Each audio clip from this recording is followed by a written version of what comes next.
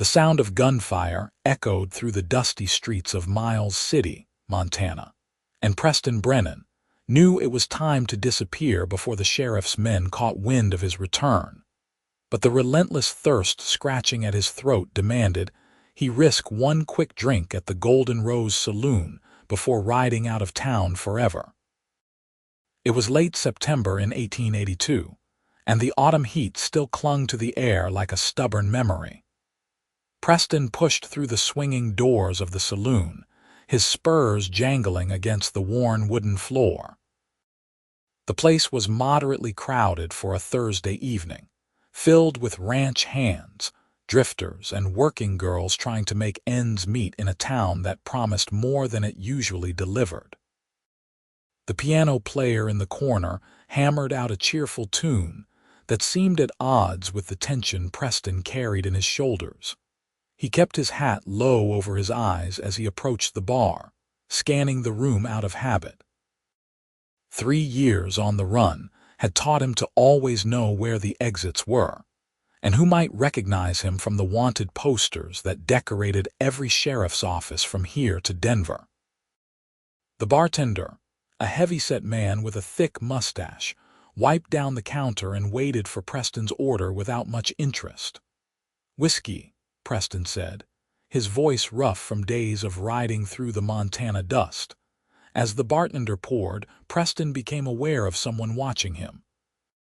He turned slightly and saw her standing near the far end of the bar, a serving tray balanced on her hip. She was not like the other women in the saloon, painted and preened to catch a cowboy's eye and his money. This woman wore a simple blue dress that had seen better days, her dark blonde hair pulled back in a practical bun with a few loose strands framing a face that struck him as unexpectedly honest. Her green eyes met his for just a moment before she looked away, but in that brief connection, Preston felt something shift inside his chest. He threw back his whiskey and signaled for another, telling himself he was being foolish. A man with a price on his head had no business noticing pretty women in saloons, no matter how different they seemed. His plan was simple: drink, rest for an hour, then ride north toward the Canadian border where the law might finally lose interest in him. He had money stashed away from jobs that sat heavy on his conscience, enough to start fresh somewhere new if he could just make it across the border. The woman moved through the crowded room with practiced efficiency, delivering drinks and dodging grabbing hands with a grace that suggested she had been doing this work for some time. Preston found himself watching her despite his better judgment, noticing the way she smiled at the customers without it ever quite reaching her eyes, the way she seemed to exist in the saloon while remaining somehow separate from it. "Another," Preston said when the bartender passed by again. "You look like a man running from something," a voice said beside him. Preston's hand moved instinctively toward his gun before he realized it was the woman from across the bar. Up close, he could see the faint freckles across her nose, the tired lines around her eyes that spoke of long nights and hard work. "Most men in here are running from something," Preston replied, keeping his voice neutral. "True enough," she said, setting her empty tray on the bar. "But most of them do not look like they are about to bolt at any second. You keep watching the door like you expect trouble to walk through it." Preston studied her more carefully. "You make it a habit to analyze the customers, only the interesting ones." She signaled to the bartender, who poured her a small glass of water. "I'm Grace Langford. I work here in case that was not obvious." "Preston," he said after a moment's hesitation, leaving off his last name. "Just passing through." "Everyone in Miles City is just passing through," Grace said with a slight smile. "That's what they all say anyway. Most of them end up staying longer than they planned." She took a sip of her water, studying him over the rim of the glass. "You look like you have been riding hard." "Where are you coming from?" "South," Preston said vaguely. He knew he should end this conversation, finish his drink, and get out of town. But something about Grace made him want to stay, to keep talking, to pretend for just a few minutes that he was a normal man having a normal conversation with a woman who interested him. "That narrows it down," Grace said with a touch of dry humor. "Everything is south of here eventually." Before Preston could respond, a commotion erupted across the saloon. A drunk cowboy had grabbed one of the other working girls and was refusing to let go despite her protests. The piano music stopped abruptly, and the bartender reached for the club he kept under the bar. Preston watched as Grace's expression shifted from weary amusement to concern. "That's Sarah," she said quietly. "She is new here, does not know how to handle the rough ones yet." The drunk cowboy was getting more aggressive, pulling the girl onto his lap while his friends laughed and encouraged him. Preston saw the fear in the young woman's eyes and felt his jaw tighten. He had done plenty of things he was not proud of, robbed banks and stages, shot at lawmen who were just doing their jobs. But he had never been the kind of man who hurt women or stood by while others did. He was halfway across the saloon before he consciously decided to move. The drunk cowboy looked up in surprise as Preston approached, his bleary eyes trying to focus on this new threat. "Let her go," Preston said quietly. "Who the hell are you?" The cowboy slurred, but his grip on Sarah loosened slightly. "Someone telling you to let the lady go," Preston replied. His hand rested casually near his gun, a gesture that was not lost on the drunk man or his friends. The tension in the room thickened as everyone waited to see what would happen next. Preston could feel eyes on him, including Grace's from back at the bar. Getting into a fight was the last thing he needed. It would draw attention, might bring the sheriff, could end with him in jail or worse. But looking at the frightened girl and the leering drunk, he found he did not much care about the smart play anymore. The cowboy released Sarah, who scrambled away quickly. "Not worth the trouble," he muttered, trying to save face in front of his friends. Girl was not that pretty anyway. Preston waited until Sarah had made it safely to the back rooms before turning away. The piano player started up again, and the normal noise of the saloon resumed as if nothing had happened. When Preston returned to the bar, Grace was waiting with a fresh glass of whiskey. "You did not have to do that," she said, pushing the glass toward him. "I know," Preston said, accepting the drink, "but I am glad you did. Sarah is just 19. She came here from a farm east of town after her father died, does not have anywhere else to go." Grace's expression softened slightly. "Most men in here would not have bothered. Like I said, most men are running from something. Maybe I am trying to run towards something instead." Grace raised an eyebrow at that. "That is an interesting way to put it. What are you running toward?" Preston considered the question as he took a drink. The whiskey burned pleasantly down his throat, warming him from the inside. "A better answer than the one I have been living," he said finally. "Not sure what that looks like yet, but I figure I will know it when I see it." They talked for the next hour, and Preston found himself telling Grace more than he intended, though he was careful to avoid the specifics of his past. He told her about growing up in Texas, about losing his family to sickness when he was 17, about drifting from place to place looking for something he could never quite name. He left out the part about falling in with bad men, about the robberies and the wanted posters, about the 2 men he had killed in self-defense that the law did not see as self-defense at all. Grace listened with an attention that felt genuine, asking questions that suggested she actually cared about the answers. She told him about her own life in return. She had grown up right here in Miles City, the daughter of a seamstress who died when Grace was 15. Her father had been a drunk who disappeared one winter and never came back. She had been working at the Golden Rose for 5 years, saving every penny she could in hopes of eventually buying a small piece of land where she could build a life that did not involve serving drinks to lonely cowboys. "Why do you stay?" Preston asked. "If you have savings, why not just leave?" "Where would I go?" Grace asked with a shrug. "At least here I know what to expect. Out there could be worse." She paused, looking down at her hands. "And I suppose I keep hoping that things might change, that Miles City might become the kind of place worth staying in." "Things do not change on their own," Preston said. "People have to change them."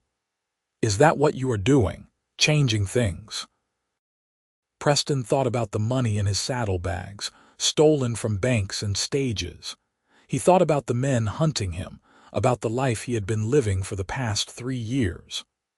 "I am trying to," he said quietly. "Not sure I know how yet."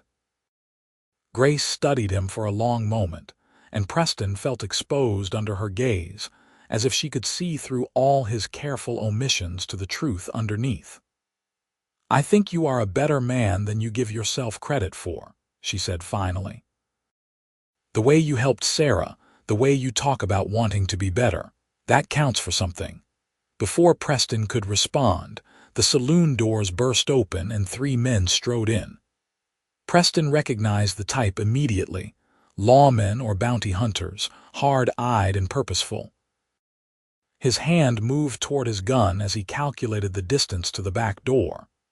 "Easy," Grace whispered, touching his arm lightly. "That is Deputy Marshal Frank Crawford and his men. They come through every few weeks checking on things." Preston forced himself to relax slightly, though his muscles remained coiled and ready. He turned back toward the bar, keeping his hat low and his face hidden. The deputy marshal scanned the room with professional thoroughness, his gaze passing over Preston without obvious recognition. "Evening, Grace," the deputy marshal said as he approached the bar. "Everything quiet tonight." "Quiet enough," Grace replied easily. "The usual crowd." "Can I get you something?" "Information," the deputy marshal said. "We are looking for a man, Outlaw, named Preston Brennan. Wanted for bank robbery and murder down in Wyoming and Colorado. Got word he might be headed this way."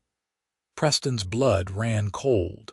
He kept his breathing steady, his posture relaxed, even as his mind raced through options. The back door was 20 feet away. His horse was tied up outside on the main street. If he ran now, he might make it, but he would have to leave Grace without explanation, and for some reason that thought bothered him almost as much as the threat of capture. "What does he look like?" Grace asked, and Preston heard no change in her voice, no indication that she suspected anything. "Tall, dark hair, late 20s. Probably armed and definitely dangerous. There is a $500 reward for information leading to his capture." The deputy marshal pulled out a folded wanted poster and spread it on the bar. Preston kept his eyes fixed on his whiskey glass. The poster was from 2 years ago, a sketch based on witness descriptions that was close enough to be worrying but not detailed enough to be certain.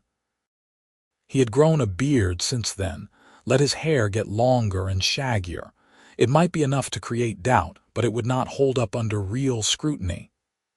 "I have not seen anyone matching that description," Grace said after examining the poster. "But I will keep my eyes open." $500 is a lot of money." "That it is," the deputy marshal agreed. He looked around the saloon again, and Preston felt the man's gaze pass over him once more. For a heartbeat, Preston thought it was over, that the deputy marshal had recognized him. His hand tightened on his glass, ready to draw and fight his way out if necessary. But the moment passed. The deputy marshal folded up the poster and tucked it back into his coat. "Let me know if you see anything," he said to Grace. "Man like that, it would be better for everyone if he was behind bars." "Of course," Grace said.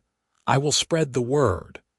The deputy marshal and his men left the saloon, and Preston slowly released the breath he had been holding. He waited several minutes, making sure they were really gone before he looked at Grace. She was watching him with an expression he could not quite read. "Preston," she said quietly. "That is your real name, is not it?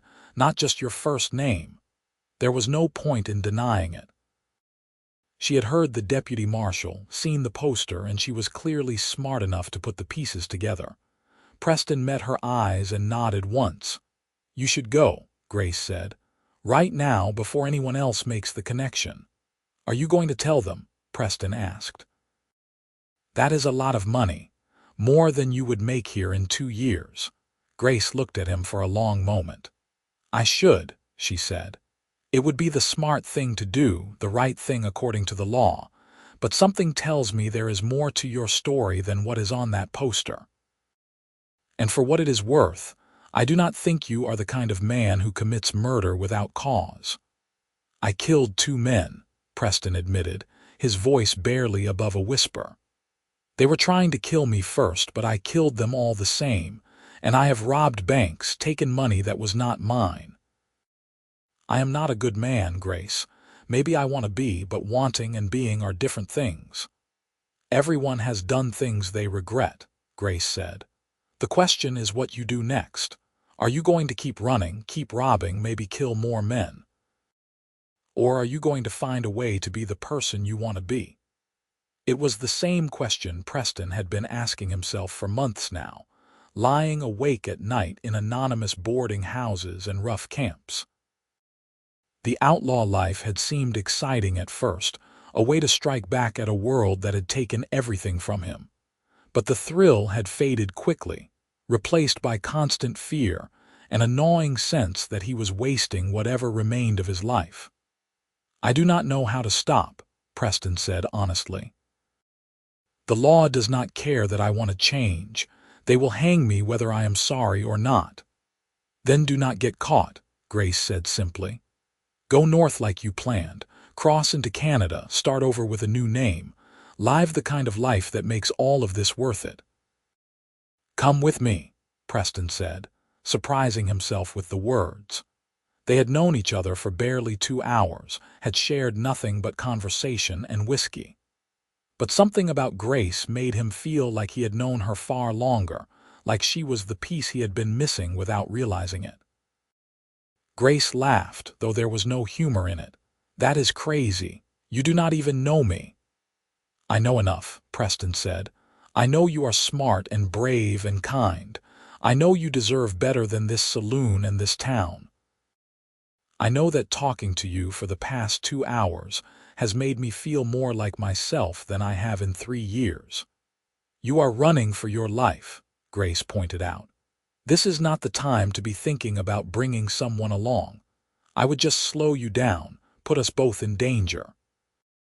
"Maybe," Preston admitted. "Or maybe having someone to run toward instead of just running away would make all the difference." He reached out and gently took her hand. "I am not promising you an easy life, Grace. I cannot even promise you a long one. But I can promise that I will do everything in my power to be the kind of man you deserve, to change into someone worth knowing." Grace looked down at their joined hands, then back up at his face. Preston could see her thinking, weighing the insanity of his proposal against whatever dreams she had been nurturing in the quiet moments of her life. "If I say yes," she said slowly, "if I take this crazy chance with you, you have to promise me something. No more robbing, no more violence unless there is absolutely no choice. We find a way to live honestly, even if it is hard, because I am not trading one difficult life for another.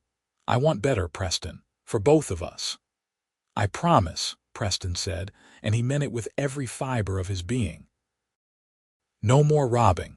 We will find honest work, build an honest life. I am done being an outlaw. I want to be the kind of man who deserves you." Grace squeezed his hand once, then pulled away. "Give me an hour. I need to settle things here, collect my wages, pack what little I own. Meet me behind the Mercantile on 2nd Street. And Preston, if you change your mind, if you ride out of here without me, I will understand. No hard feelings. "I will be there," Preston promised. "1 hour." Grace nodded and moved away, heading toward the back rooms where the workers kept their belongings. Preston finished his whiskey and left the saloon, hyper-aware of every face on the street, every person who might recognize him from the wanted poster. The sun had fully set now, and Miles City was lit by lanterns and the warm glow spilling from windows and doorways. He made his way to his horse, a sturdy roan gelding he had bought in Billings 3 weeks earlier. The animal had served him well, never complained about the long hours in the saddle or the rough conditions. Preston patted the horse's neck and checked his supplies. He had enough food for several days, plenty of ammunition, and the stolen money wrapped in oilcloth at the bottom of his saddlebags. Money he would never be able to spend openly, money that represented everything he was trying to leave behind. Preston thought about what Grace had said, about wanting to live honestly. He could not very well start an honest life with money stolen from banks. The irony was not lost on him. But if he got rid of the money, how would they survive those first crucial weeks while they established themselves in Canada? The answer came to him as he walked his horse through the quiet streets toward 2nd Street. He would keep enough to get them across the border and through the first month, maybe 2. The rest he would leave behind, anonymous donations to people and places that needed it more than he did. It would not make up for what he had done, but it would be a start. Behind the mercantile, Preston waited in the shadows. The hour seemed to stretch endlessly as doubts crept into his mind. What if Grace changed her mind? What if she had gone straight to the deputy marshal, traded information for reward money? He could not blame her if she did. She barely knew him, and he had admitted to being exactly what the law said he was, an outlaw and a killer. But then he saw her, moving quickly down the alley with a small carpet bag clutched in one hand. She was wearing a traveling dress now, something more practical than the saloon outfit, with a heavy shawl wrapped around her shoulders against the cooling night air. "I was not sure you would come," Preston said as she reached him. "I was not sure you would still be here," Grace replied. "I guess we both took a leap of faith." She looked at his horse and frowned slightly. "We are going to need another horse. I cannot ride double all the way to Canada." Preston had already thought of that. "There is a ranch about 5 miles north of town. Man there owes me a favor." That was not strictly true. The man in question did not know Preston at all, but Preston had noticed several horses in the corral when he had ridden past earlier, and he figured he could leave enough money to cover the cost of one. Not exactly honest, but not quite theft either. It was a compromise with his conscience that would have to do for now. They left Miles City quietly, walking the horse until they were well clear of town before mounting up. Grace sat behind Preston, her arms wrapped around his waist, and despite the danger and uncertainty ahead, Preston felt something very close to happiness. They rode through the Montana night with stars blazing overhead, following dirt roads that turned to rough trails as they moved further from civilization. The ranch appeared just before midnight, dark and quiet with the family inside surely asleep. Preston approached the corral carefully, selecting a sturdy-looking mare that seemed calm and well-trained. He left $100 tucked into the fence post, far more than the horse was probably worth, and led the mare away as quietly as possible. No dogs barked, no lights came on in the house. Either they were lucky or the rancher was a heavy sleeper. Grace mounted the mare with practiced ease, settling into the saddle as if she had been born there. "Where did you learn to ride like that?" Preston asked, impressed despite himself.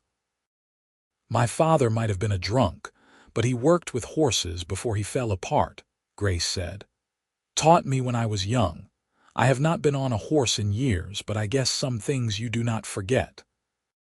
They rode through the night, pushing hard to put as much distance as possible between themselves and Miles City. Preston knew the deputy marshal would eventually figure out that the stranger in the saloon had been Preston Brennan, and would likely guess that Grace had gone with him. That made her an accomplice, someone who would also face legal consequences if they were caught. The weight of that responsibility settled heavily on Preston's shoulders. As the sun began to rise over the Montana landscape, painting the sky in shades of orange and pink, they stopped to rest the horses and eat a cold breakfast of jerky and hardtack. Grace looked tired but determined, her hair coming loose from its pins to frame her face in the morning light.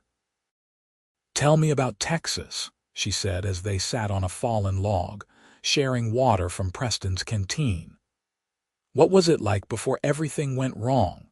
Preston thought back to those early years, to memories he usually kept locked away because they hurt too much to examine. "It was good," he said slowly.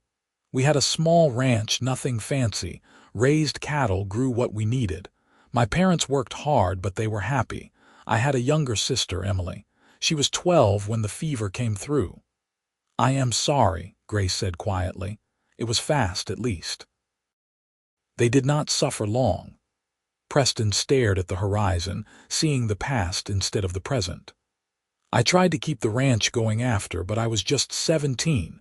Did not know enough, did not have enough money to hire help, lost it all within a year. That is when I started drifting, taking whatever work I could find. Fell in with some men who seemed to have all the answers I was looking for. And they led you into robbing banks," Grace finished. "Made it seem exciting, like we were taking back what the big banks and railroad companies had stolen from regular folks. Took me a while to realize we were just common criminals, no better than the people we claimed to be fighting against." Preston turned to look at Grace. "I am not proud of what I did. I wish I could go back and make different choices, but I cannot. All I can do is try to be better from here on out." "That is all any of us can do," Grace said. She reached over and took his hand, lacing her fingers through his. "I am glad you walked into the Golden Rose last night. I know this is crazy, running off with a man I just met. But something about you feels right, Preston. Like maybe we are both exactly where we are supposed to be." They rode for 3 more days, following trails that took them through some of the most beautiful country Preston had ever seen. The mountains rose around them, already snow-capped this late in September, and the forests were alive with the colors of early autumn. They passed through small settlements and isolated ranches, always careful to avoid attention, always moving north. At night they made cold camps, not risking fires that might draw unwanted attention. Preston gave Grace his bedroll while he slept on the ground wrapped in his coat. They talked for hours in the darkness, sharing stories and dreams, learning each other in ways that went deeper than physical knowledge. Preston told her about his fears, about the nightmares that plagued him when he slept. Grace told him about the loneliness of her life in Miles City, about nights when she wondered if she would grow old serving drinks to men who never really saw her as a person. On the 4th night, with the Canadian border less than a day's ride away, Preston felt Grace shiver against him as they sat side by side looking at the stars. Without thinking about it, he put his arm around her shoulders, pulling her close for warmth. She did not pull away, instead leaning into him with a small sigh. "Are you scared?" she asked quietly. "Terrified," Preston admitted. "I have no idea what we are going to do once we cross that border. I know ranching and cattle, but that takes money to set up. I know how to rob banks, but I promised you I would not do that anymore. Do not know much else that is useful." "We will figure it out," Grace said. "People start over all the time. We have some money, we have each other, and we have the chance to build something real." That is more than a lot of folks can say. Preston turned to look at her, struck by her optimism in the face of so much uncertainty. In the starlight, her face seemed to glow with an inner light. He reached up and gently tucked a loose strand of hair behind her ear, his fingers lingering against her cheek. "You make me want to change," Preston said softly. "Not just because I promised I would, but because I want to be someone you can be proud of. Someone worthy of the faith you are putting in me." Grace turned toward him, her eyes searching his face. "You are already that person, Preston. You just need to believe it yourself." Then she was kissing him, soft and tentative at first, then with growing confidence as Preston responded. It was sweet and gentle, and unlike anything Preston had experienced before. When they finally pulled apart, both slightly breathless, Preston felt like something fundamental had shifted in his universe. "I am falling in love with you," he said, because in that moment it seemed important to be honest, to name what he was feeling. "I know it is too soon, that we barely know each other, but it is true all the same." "Then we are both fools," Grace said with a smile. "Because I have been falling for you since you helped Sarah in the saloon. Maybe even before that, when you first walked in looking like you were carrying the weight of the world on your shoulders." They held each other under the stars, and for the first time in years, Preston felt something very much like peace. They crossed into Canada the next afternoon, fording a shallow river that marked the border in this remote region. There were no checkpoints, no officials demanding papers or asking questions. Just trees and mountains and the endless sky stretching away in all directions. Preston felt the tension drain from his shoulders as they left United States territory behind. He was not naive enough to think he was completely safe. The law had long arms, and $500 was still $500 on either side of the border. But at least here he was not actively being hunted. They followed a rough trail east until they came to a small settlement called Elk Creek, just a handful of buildings clustered around a trading post. The proprietor, a weathered man with kind eyes, told them about a ranch about 20 miles north that was looking for hands. The owner had passed away suddenly, and his widow was struggling to keep the operation going with just her and her teenage son. "Mrs. Victoria Barrett is her name," the proprietor said. "Good woman, hard worker. Could use all the help she can get before winter sets in. If you are looking for honest work, she would probably take you on." Preston and Grace looked at each other, a silent communication passing between them. This could be exactly what they needed.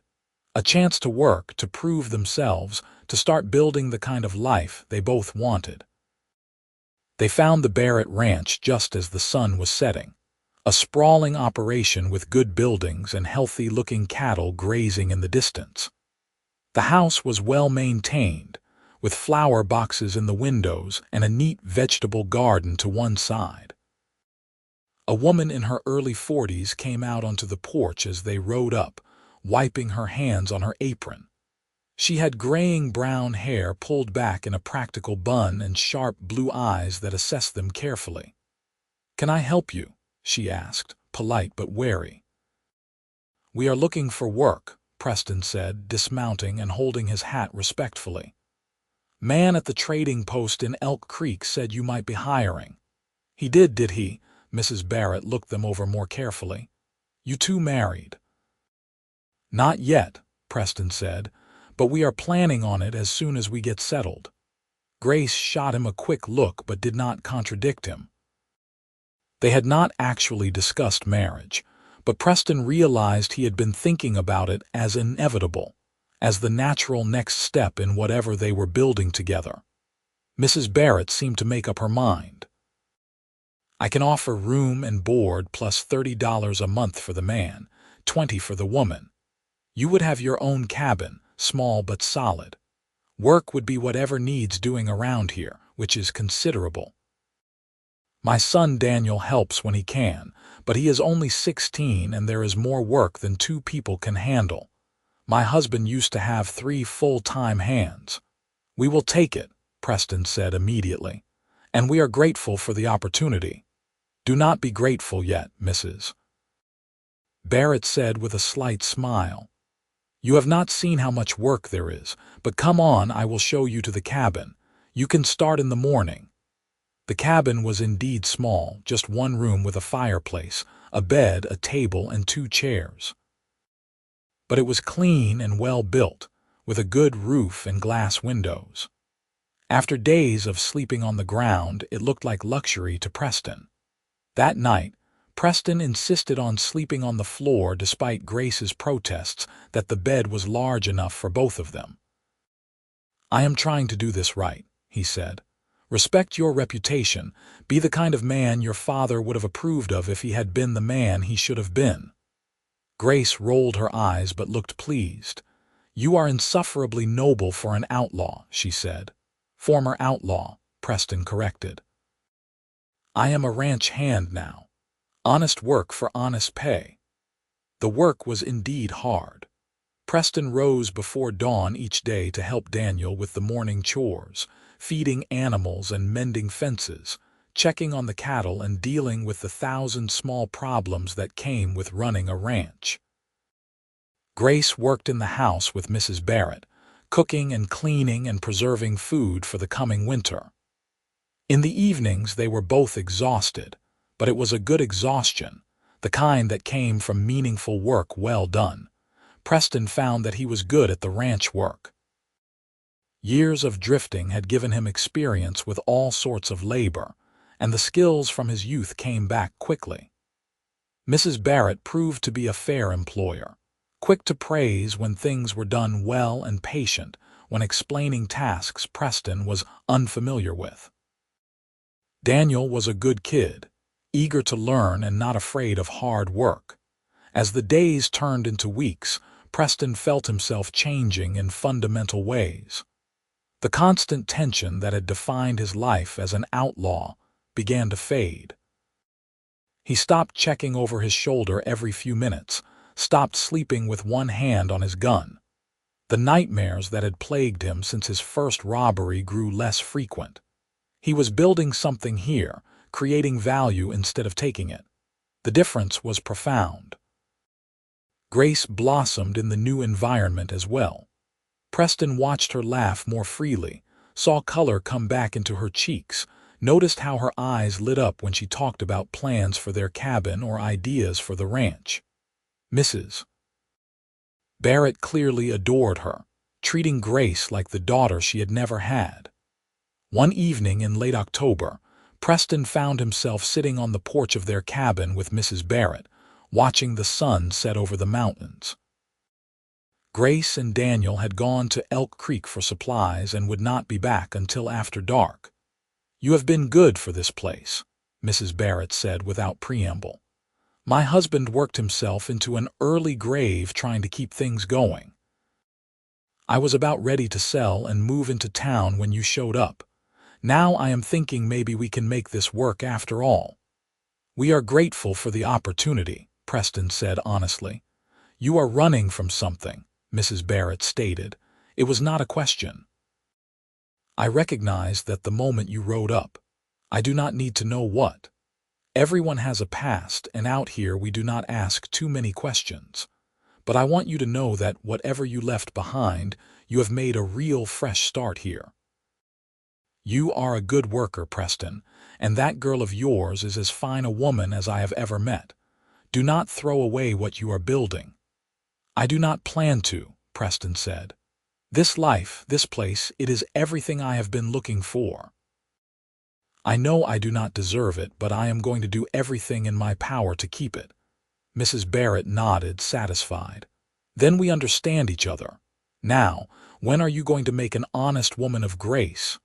You have been here almost 2 months. Time to stop calling her your intended and actually make it official, Preston laughed. I have been thinking about that. Problem is I do not have a ring and I want to do this properly. She deserves that. My husband's mother's ring is in a box in my dresser, Mrs. Barrett said. Simple gold band, nothing fancy. You are welcome to it if you think Grace would accept. Preston was moved by the offer. That is incredibly generous, but I could not possibly accept such a family heirloom. Why not? You have become like family these past weeks. And that ring should be worn by someone who appreciates it, not sitting in a box gathering dust. Mrs. Barrett stood, her decision made. I will go get it. You propose tonight when Grace gets back. Life is too short to wait for the perfect moment. When Grace returned from Elk Creek, she found the cabin transformed. Preston had lit candles around the room and picked the last of the autumn wildflowers to put in a jar on the table. He had talked Daniel into staying at the main house for the night, giving them privacy. His hands were shaking slightly as Grace walked through the door, surprise and delight evident on her face. "What is all this?" she asked, setting down the supplies she had brought from town. "I have been thinking," Preston began, then stopped and started over. "Grace, 2 months ago I walked into a saloon in Miles City planning to have a quick drink and disappear forever. Instead I met you, and you changed everything. You made me want to be better, made me believe I could be better. These past weeks working here, building a life with you, they have been the happiest of my life." He pulled out the ring Mrs. Barrett had given him, dropping to one knee in front of Grace. "I know I am not much of a catch. I am an outlaw with nothing but the clothes on my back and a past full of mistakes. But I love you, Grace. I love you more than I thought it was possible to love anyone, and I promise that I will spend every day of the rest of my life trying to be the man you deserve. Will you marry me?" Grace had tears streaming down her face. "You foolish, wonderful man," she said, laughing and crying at the same time. "Of course I will marry you. I loved you from the moment you stood up for Sarah in the saloon. I loved your courage and your honesty and your determination to change. Yes, Preston Brennan. Yes, I will marry you." Preston slipped the ring onto her finger, then stood and pulled her into his arms. They kissed with all the pent-up emotion of the past 2 months, all the fear and hope and love they had been building together. When they finally pulled apart, both breathless and smiling, Preston felt like the luckiest man alive. They were married 3 weeks later in a small church in Elk Creek, with Mrs. Barrett and Daniel standing witness. The minister was an elderly man with kind eyes who asked no uncomfortable questions about their past. Grace wore a simple white dress that Mrs. Barrett had helped her sew, and Preston wore his best shirt with his hat in his hands. As they exchanged vows, promising to love and honor each other in sickness and health, in good times and bad, Preston felt the last pieces of his old life falling away. He was not Preston Brennan the outlaw anymore. He was Preston Brennan, husband and ranch hand, a man building an honest life with a woman he loved. The transformation felt complete. Their wedding night was gentle and sweet, both of them nervous despite everything they had already shared. Preston had never been with a woman he loved before, and the experience was completely different from the meaningless encounters of his past. Grace was patient with his awkwardness, and he was careful with her inexperience. They learned each other slowly, creating new memories to replace old ones. Winter came to the Canadian wilderness with a vengeance. Snow piled up in drifts taller than a man, and temperatures dropped so low that Preston's breath froze in his beard. The work became focused on survival, keeping the animals fed and warm, maintaining paths between buildings, ensuring everyone had enough food and firewood to last until spring. Preston and Grace settled into married life with an ease that surprised them both. They developed routines and rhythms, learned each other's habits and preferences. Grace proved to be an excellent cook, able to make even basic rations into something delicious. Preston discovered he had a talent for woodworking, spending long winter evenings carving furniture and decorative pieces for their cabin. In January, Mrs. Barrett announced that she was giving them a percentage of the ranch. "You have earned it," she said when Preston protested. "This place would have failed without you. Now you have a real stake in making it succeed." The gesture meant more to Preston than he could express. He was not just a hired hand anymore. He was a partner, a man with a future and something to build toward. He threw himself into planning for the spring, discussing with Mrs. Barrett how they could expand the herd, what improvements they could make to the buildings, how they could make the ranch more profitable. Grace became pregnant in late winter. She told Preston on a cold February evening as they sat by the fire in their cabin. Preston's reaction was complicated. Joy at the thought of becoming a father, certainly, but also fear. What if the law finally caught up with him? What if his past destroyed the future he was trying to build? What if he turned out to be a terrible father, unable to give his child the stable life he had missed? Grace seemed to sense his turmoil. "You are going to be a wonderful father," she said firmly, taking his hands in hers. "I see how you are with Daniel, how patient and kind you are. Our child will be lucky to have you." "What if they find out what I was?" Preston asked quietly. "What if I bring danger down on all of us?" "Then we will deal with it together," Grace said, "but I do not think that will happen. We are building a new life here, Preston. The past does not have to define us unless we let it." Spring came slowly to the Canadian wilderness, but when it finally arrived, it transformed everything. The snow melted, revealing new grass underneath. The cattle grew sleek and healthy on the fresh forage. Birds returned from wherever they had spent the winter, filling the air with song. Preston felt like the land itself was celebrating the new beginning they were all experiencing. In May, a stranger rode up to the ranch. Preston was working in the barn when Daniel came running to tell him about the visitor. Preston's first instinct was pure panic. Had the law finally tracked him down? Was everything he had built about to come crashing down? But the stranger turned out to be a neighboring rancher, Tom Whitfield, who had heard about the work Preston was doing and wanted to discuss purchasing some cattle. The transaction was entirely legitimate, profitable for both parties, and Preston realized with wonder that he was now part of a community, a man other men wanted to do business with. As summer progressed and Grace's pregnancy became obvious, Preston found himself thinking about his own father, trying to remember the lessons he had learned before sickness had stolen his family away. His father had been a good man, honest and hardworking, the kind of father Preston wanted to be. He resolved to honor that memory by being the same kind of man. In late August, Grace went into labor. Mrs. Barrett and a midwife from Elk Creek attended her while Preston paced outside, feeling utterly useless. The hours seemed to stretch endlessly, each cry from the cabin like a knife to his heart. He prayed to a God he was not sure he believed in anymore, bargaining and pleading for Grace to be safe, for the baby to be healthy. Finally, after what felt like an eternity, Mrs. Barrett emerged with a smile on her face. "You have a son," she said. "A healthy boy with good lungs, and Grace is tired but fine. You can go in now." Preston entered the cabin on shaking legs. Grace lay in the bed looking exhausted but radiant, holding a tiny bundle wrapped in blankets. Preston approached slowly, almost afraid to breathe, and looked down at his son for the first time. The baby was red-faced and wrinkled, with a shock of dark hair and eyes that seemed to look right through Preston.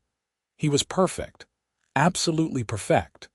"His name is Thomas," Grace said softly. "Thomas Edward Brennan. I hope that is all right. I thought we could name him after your father." Preston could not speak around the lump in his throat. He nodded, reaching out with one finger to touch his son's tiny hand. Thomas immediately grasped the finger with surprising strength, and Preston felt something break open in his chest. This was what he had been missing his whole life. This was what all the running and robbing and violence had kept him from finding. Purpose. Family. Love. "Thank you," he whispered to Grace, bending to kiss her forehead. "Thank you for giving me this, for believing in me enough to build this life together." "We built it together," Grace corrected gently.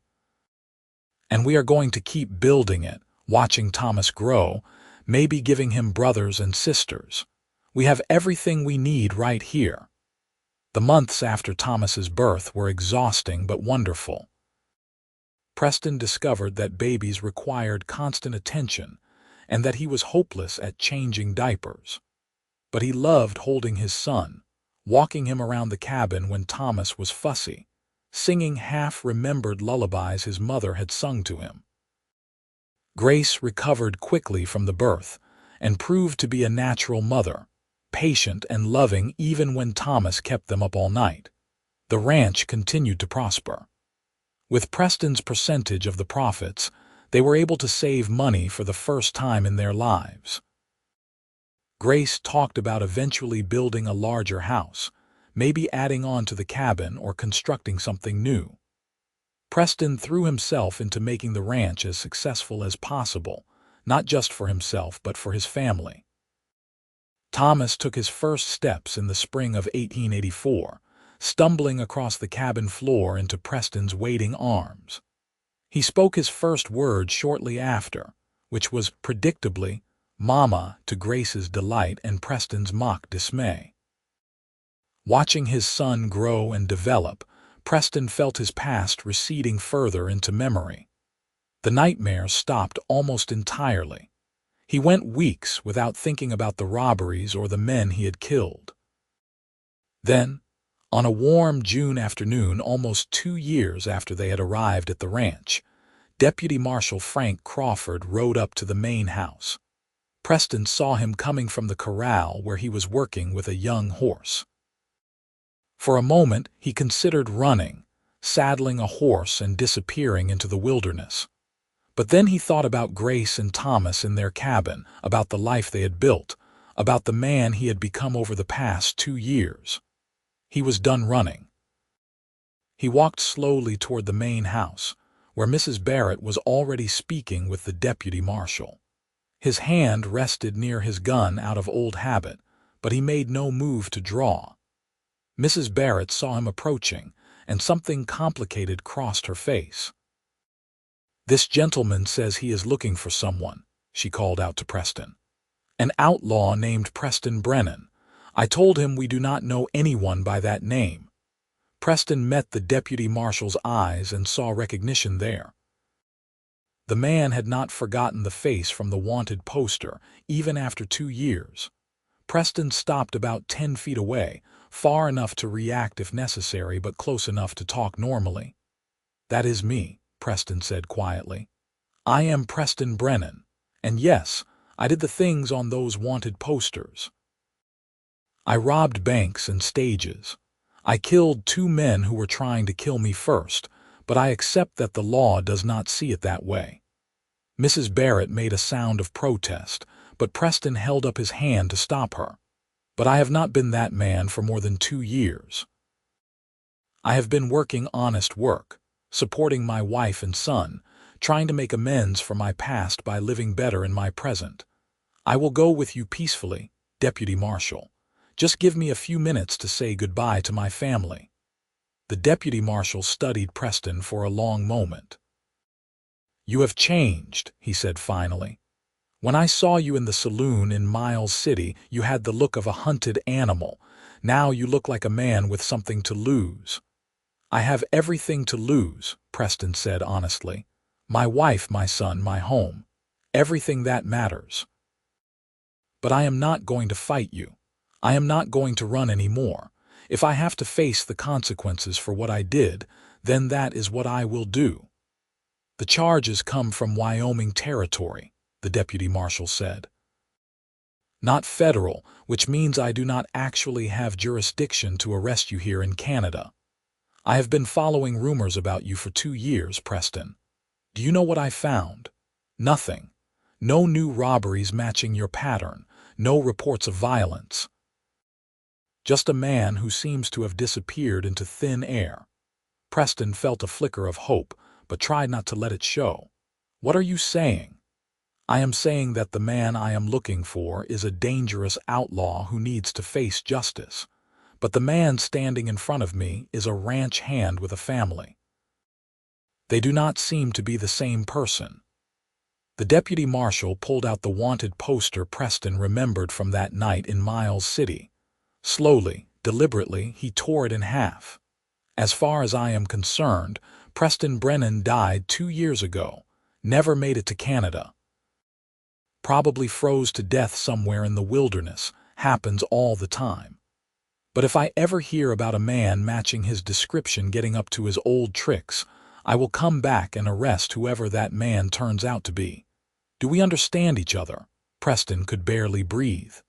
Yes, sir. We understand each other perfectly. Good. The deputy marshal climbed back on his horse. You have a fine setup here. Be ashamed to throw it away. He tipped his hat to Mrs. Barrett and rode away without looking back. Preston stood frozen until the deputy marshal disappeared from view. Then his knees gave out and he sat down hard on the ground. Mrs. Barrett rushed over, her face full of concern and questions. I am sorry, Preston said before she could speak. I should have told you the truth from the beginning. If you want us to leave, I will understand. But please know that everything I told you about wanting to change, about wanting to live honestly, all of that was true. I just left out the part about why I needed to change. Mrs. Barrett looked at him for a long moment, then held out her hand to help him up. We all have things in our past we are not proud of, she said.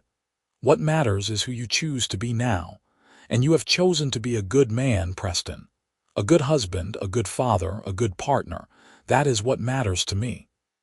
That evening, Preston told Grace everything that had happened.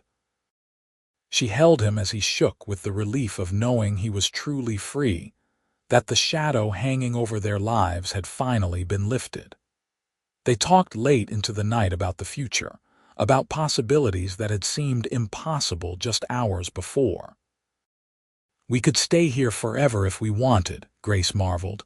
Build our lives without looking over our shoulders. Watch Thomas grow up, give him brothers and sisters, grow old together.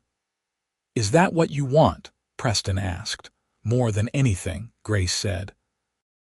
This place, this life, it is everything I dreamed about in those long nights at the Golden Rose. But I never really believed it could happen. Now it has, and I am not going to take a single day of it for granted. The years that followed were good ones. Thomas grew from a toddler into a bright, energetic boy who followed Preston around the ranch asking endless questions. In 1886, Grace gave birth to a daughter they named Emily, after Preston's sister. 2 years later, another son arrived, who they named after Daniel as thanks for his friendship and help. The ranch prospered under their combined efforts. Mrs. Barrett eventually signed over equal partnership to Preston, making him and Grace co-owners. Daniel grew into a fine young man who eventually took over running the cattle operation, freeing Preston to focus on the horse breeding program he had always wanted to establish. Preston and Grace grew older together, their love deepening with each passing year.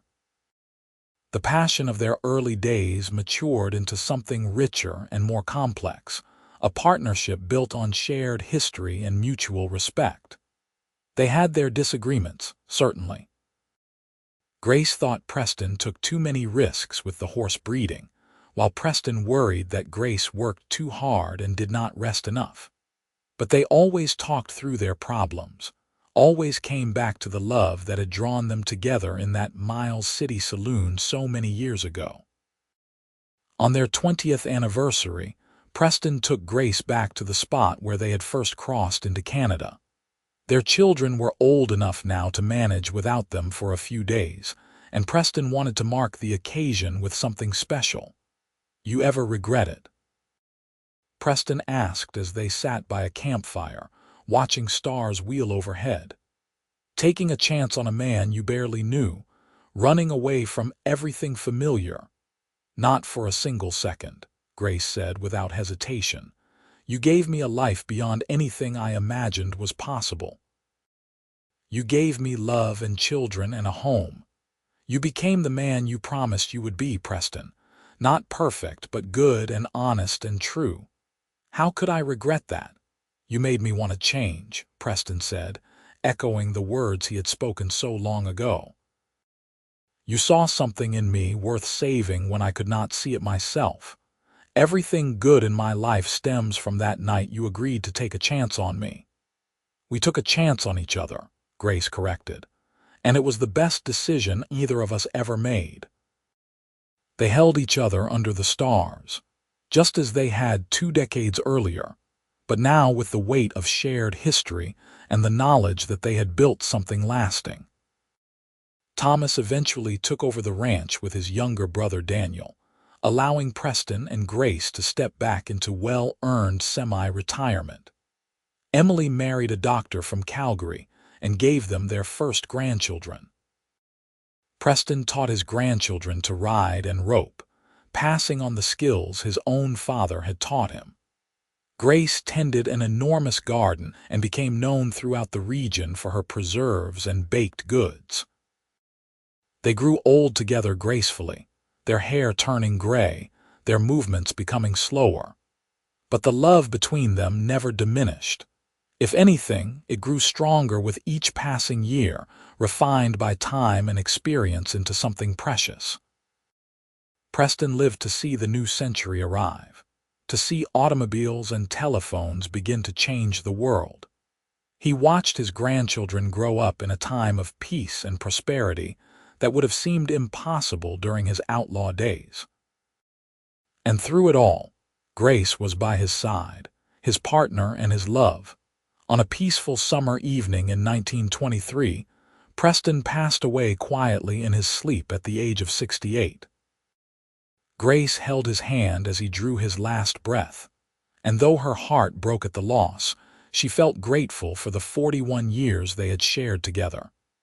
He had been everything he promised to be and more: a good husband, a loving father, a respected member of the community. Grace lived another 5 years, long enough to see all her grandchildren grown and to hold her first great-grandchild. She spoke often about Preston, keeping his memory alive through stories. She told anyone who would listen about the outlaw cowboy who had walked into a saloon in Miles City and changed the course of her life, about the man who had wanted so desperately to be better that he actually became better. When Grace finally passed away peacefully in 1928 at the age of 71, surrounded by 3 generations of the family she and Preston had built together, she was buried next to him in the small cemetery near Elk Creek. Their graves sat side by side under a large oak tree, the headstone simple but inscribed with words that told the essential truth of their lives. Preston Brennan, beloved husband, father, and friend. He changed. Grace Brennan, beloved wife, mother, and friend. She believed. Their children and grandchildren visited the graves regularly, bringing flowers and keeping the area tended. They told their own children about Preston and Grace, about how love and determination could transform lives, about how it was never too late to become the person you wanted to be.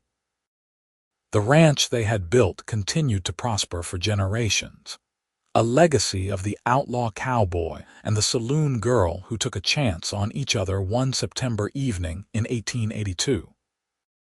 Their love story became part of family legend, passed down through the years as an example of what was possible when 2 people committed to building something better together.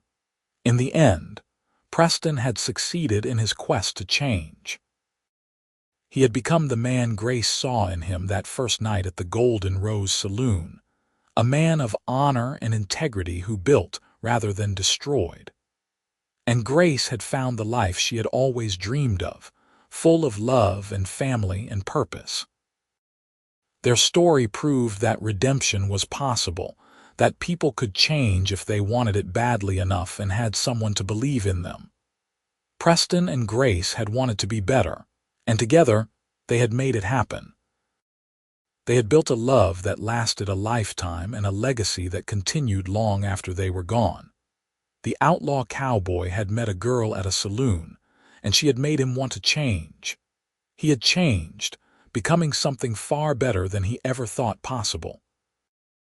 And together, they had created a life worth living, a love worth remembering, and a story worth telling for generations to come. Their great-grandchildren still worked the land Preston and Grace had helped build, still benefited from the choices made that September night so long ago. The ranch stood as a testament to the power of second chances, to the transformative nature of love, to the simple truth that it was never too late to become who you were meant to be. Preston and Grace's story lived on, whispered around campfires and dinner tables, a reminder that even the most unlikely people could find redemption and love if they were brave enough to reach for it. The outlaw and the saloon girl had beaten the odds, had built something beautiful from broken beginnings, and had proven that love really could conquer all. And somewhere under that oak tree in the cemetery near Elk Creek, their spirits rested easy, knowing that the life they had built together continued to flourish, that the love they had shared continued to inspire, and that the changes they had made in themselves and each other had rippled outward to touch countless lives for the better. It was a love story for the ages, simple and profound, a testament to what two people could accomplish when they truly saw each other and chose to build something better together.